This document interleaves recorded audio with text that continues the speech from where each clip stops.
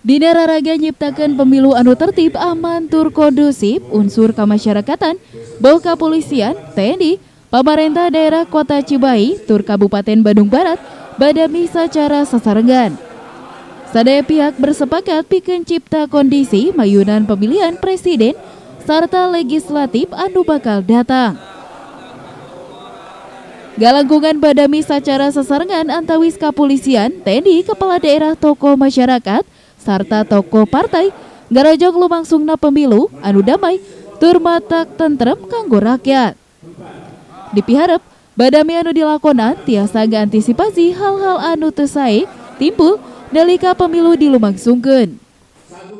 Sebagaimana yang dilakukan oleh di tingkat 1 oleh Pak Kapolda Jabar, deklarasi damai dalam rangka menciptakan pileg pilpres yang aman, kondusif, sejuk, dan damai.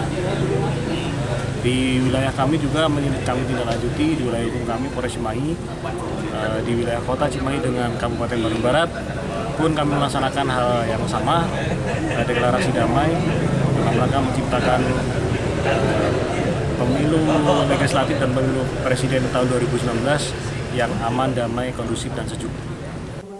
Sejumlah unsur pemerintah Kota Cimahi serta Kabupaten Bandung Barat ditambih pihak kepolisian serta TNI, tur tokoh agama, miwah tokoh partai politik badami sacara sasarengan. Badami sasarengan dilakonan pikeun cipta kondisi mayunan pemilihan presiden serta pemilihan legislatif. Di Kota Cimahi, Bang Hermawan ngawartakeun.